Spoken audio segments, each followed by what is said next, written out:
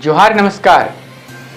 खबरें जो रहती हैं चर्चा में, खबरें जिस पर बातें होती रहती हैं, कुछ नवीनतम ताजा खास खबरों में से कुछ खबरों पर आइए नजर डालते हैं। देखिए झारखंड और देश दुनिया की बड़ी खबरें। पहली बात झारखंड की। सीएम हेमंत सोरेन झारखंड में निवेश आकर्षित करने के लिए स्पेन और स्वीडन की यात्रा पर हैं। इस दौरान झारखंड सरकार को आरसीडी एस्पेन्योल फुटबॉल क्लब ने फुटबॉल कोचों के प्रशिक्षण के लिए समझौता ज्ञापन एमओयू पर हस्ताक्षर करने का प्रस्ताव दिया है। ये सहयोग झारखंड में फुटबॉल के विकास को बढ़ावा देगा। स्पेन के बार्सिलोना में प्रवासी भारतीय व्यवसायियों और विशेषज्ञों से मुलाकात हुई। इस बैठक में स्टार्टअप मेंटरशिप, क्लीन एनर्जी, पर्यावरणीय स्थिरता, बायोफार्मास्यूटिकल्स, खेल विपणन, cricket team ownership, deep tech, B2B marketing, legal, dentistry और मेटेक जैसे विभिन्न क्षेत्रों पर चर्चा हुई। ईडी की टीम ने मंगलवार को धनबाद में 2 अधिकारियों के आवास पर एक साथ छापेमारी की। इस कार्रवाई से जिला प्रशासन में हड़कंप मच गया है। ईडी की टीम ने रजिस्ट्रार रामेश्वर प्रसाद सिंह के आवास पर छापा मारा। रामेश्वर प्रसाद पूर्व में बोकारो में पदस्थापित थे। वहीं धनबाद के डीटीओ यानी जिला परिवहन पदाधिकारी दिवाकर सी द्विवेदी के झारूडी स्थित देव बिहार अपार्टमेंट में भी ZED की रेड हुई। जानकारी के अनुसार दिवाकर सी द्विवेदी पहले रांची के कांके में सीओ अंचल अधिकारी के पद पर कार्यरत थे। उस समय भी अंचल में भ्रष्टाचार की बातें चर्चा में रहती थी। मंगलवार को सुबह ईडी ने झारखंड की राजधानी रांची के लालपुर इलाके समेत कई ठिकानों पर रेड की है। मिली जानकारी के अनुसार रांची के हरिओम टावर स्थित राजवीर कंस्ट्रक्शन के ठिकाने पर भी ईडी पहुंची है। यहां छापेमारी चल रही है। ईडी ने राजवीर कंस्ट्रक्शन के दफ्तर से कई फाइलों को जब्त किया है। इससे पहले ईडी रांची में आयुष्मान घोटाला को लेकर भी कई ठिकानों पर छापामारी कर चुकी है। ईडी ने आयुष्मान घोटाले को लेकर जमशेदपुर में स्वास्थ्य मंत्री बन्ना गुप्ता के निजी सचिव गुड्डू सिंह के घर पर भी छापामारी कर कई कागजात जब्त किए थे। रांची सदर में आयुष्मान घोटाले में अनुबंध कर्मी आशीष रंजन के यहां से मिले भारी कैश लगभग 16 लाख से ज्यादा का मिलना भी भ्रष्टाचार को उजागर करता है। दुकान में दबंगई दिखाने वाले दोनों पुलिसकर्मियों की छुट्टी हो गई है। वायरल वीडियो पर एसपी ने एएसआई सहित 2 पुलिसकर्मियों को तत्काल प्रभाव से सस्पेंड कर दिया है। मामला झारखंड के गोड्डा जिला का है, जहां एक वीडियो सोशल मीडिया में वायरल हुआ था। वायरल वीडियो में एएसआई के साथ एक जवान दुकान में घुसकर मारपीट कर रहे थे। जानकारी के मुताबिक एएसआई अशोक यादव एक सिपाही प्रभाष सिंह के साथ दुकान का पड़ा खरीदने गए थे।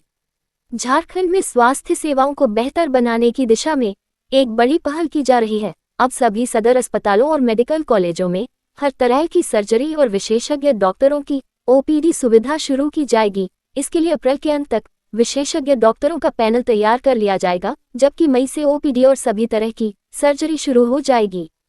प्रखंड अधिकारियों के संरक्षण से भ्रष्टाचार में लिफ्ट रोजगार सेवकों और पंचायत सचिवों का मनोबल कितना बढ़ गया है, इसका एक नजारा लातेहार प्रखंड कार्यालय परिसर में देखने को मिला, जहां फाइल साइन करने के बदले पैसों की मांग किए जाने पर से पंचायत की मुखिया अनिता देवी गुस्सा गई और पंचायत सचिव को चेतावनी दी। मगर जब वीडियो का संरक्षण हो तो पंचायत सचिव कहां डरने वाले। गुस्से में मुखिया ने पंचायत सचिव को थप्पड़ मारने की चेतावनी दी, मगर ढीठ पंचायत सचिव फिर भी बिना पैसे कम न करने की जिद पर अड़ा रहा।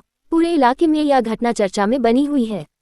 68वीं राष्ट्रीय स्कूली खेल फुटबॉल प्रतियोगिता में झारखंड की बालिका टीम ने नया इतिहास रच दिया। मणिपुर में 15 से 21 अप्रैल 2025 तक आयोजित अंडर 19 बालिका वर्ग की इस प्रतियोगिता में झारखंड की बेटियों ने मेजबान मणिपुर को फाइनल में 2-0 से शिकस्त दी और खिताब अपने नाम कर लिया। पारा शिक्षकों को लेकर झारखंड हाईकोर्ट में दायर याचिका पर सुनवाई हुई है।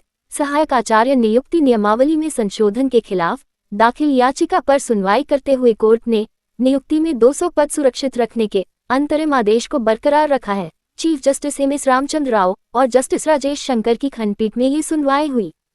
कारपेंटर ननकू लाल हत्याकांड का खुलासा पुलिस ने कर दिया है। इस मामले में पुलिस ने 2 संदेही गुनहगारों को गिरफ्तार किया है। धराए लोगों के नाम कृष्ण सिंह उर्फ लल्ला और जसबीर सिंह उर्फ विक्की पाजी बताए गए। इस बात का खुलासा आज जमशेदपुर के सिटी एसपी कुमार शिवाशीष ने किया। झारखंड में अवैध खनन और भ्रष्टाचार को लेकर एक बार फिर सियासी पारा चढ़ गया है। झारखंड भाजपा के प्रदेश अध्यक्ष और पूर्व सीएम बाबूलाल मरांडी ने हेमंत सरकार पर गंभीर आरोप लगाते हुए राज्य में कानून व्यवस्था और विकास की स्थिति पर सवाल खड़े किए हैं। मरांडी ने सोशल मीडिया एक्स पूर्व में ट्विटर पर पोस्ट करते हुए कहा कि झारखंड में हो रही अवैध बालू तस्करी सिर्फ पुलों की नींव को ही नहीं बल्कि राज्य की भविष्य की संभावनाओं और युवाओं के सपनों को भी खतरे में डाल रही है। रांची वासियों के लिए एक बड़ी खुशखबरी है कि तमिलनाडु की पोत्तनूर बरौनी स्पेशल ट्रेन अब रांची से होकर चलेगी। ये ट्रेन 26 अप्रैल से शुरू होगी और रांची समेत कई अन्य स्टेशनों पर ठहराव होगा। पोत्तनूर से यह ट्रेन प्रत्येक शनिवार को चलेगी, जबकि बरौनी से यह मंगलवार को प्रस्थान करेगी। मौसम विभाग की यह चेतावनी वाकई में गंभीर है। कई राज्यों में गर्मी ने अप्रैल में ही मई जून जैसा रूप ले लिया है। खासतौर पर दिल्ली, राजस्थान, हरियाणा, पंजाब, यूपी और गुजरात में लू का कहर देखने को मिल रहा है। झारखंड में भी हीटवेव यानी लू चलने का अलर्ट जारी किया गया है। सभी दर्शक बाहर निकलते समय सर ढक कर चले, खाली पेट बाहर न निकले, धूप में सनग्लास पहने रहना सही है। अब खबरें देश दुनिया की। संघ लोक सेवा आयोग यूपीएससी ने सिविल सर्विसेज 2024 का फाइनल रिजल्ट आज घोषित कर दिया है। इस साल के फाइनल रिजल्ट में 1009 अभ्यर्थी सफल हुए हैं, जिनमें विभिन्न वर्गों से चयनित उम्मीदवार शामिल हैं। इन अभ्यर्थियों को भारतीय प्रशासनिक सेवा IAS सहित अन्य सिविल सेवाओं के कुल 1056 पदों पर नियुक्त किया जाएगा। इस परीक्षा में शक्ति दुबे ने सर्वोच्च स्थान हासिल किया। 22 अप्रैल 2025 को जम्मू कश्मीर के अनंतनाग जिले के पहलगाम के बैसरन क्षेत्र में पर्यटकों पर हुए आतंकी हमले में कम से कम 27 लोगों की मौत हो गई है, जबकि कई अन्य घायल हुए हैं। ये हमला हाल के वर्षों में पर्यटकों को निशाना बनाकर किया गया सबसे घातक हमला माना जा रहा है। घायलों में से एक महिला ने बताया कि आतंकवादियों ने उनके पति से उनका नाम पूछा और जब उन्हें पता चला कि वह हिंदू हैं, तो उन्हें गोली मार दी गई। ये घटना दर्शाती है कि हमलावरों ने धार्मिक पहचान के आधार पर लोगों को निशाना बनाया। सिपाही की नई नवेली दुल्हन से फोन पर बात करता था जवान, इसलिए सिपाही सर्वजीत ने सोनू को गोलियों से भून डाला। पुलिस बैरक की गोलीकांड में बड़ा खुलासा। बेतिया में शनिवार को ये घटना हुई थी। सर्विस राइफल इंसास से सर्वजीत ने 11 गोलियां सोनू को मारी थी।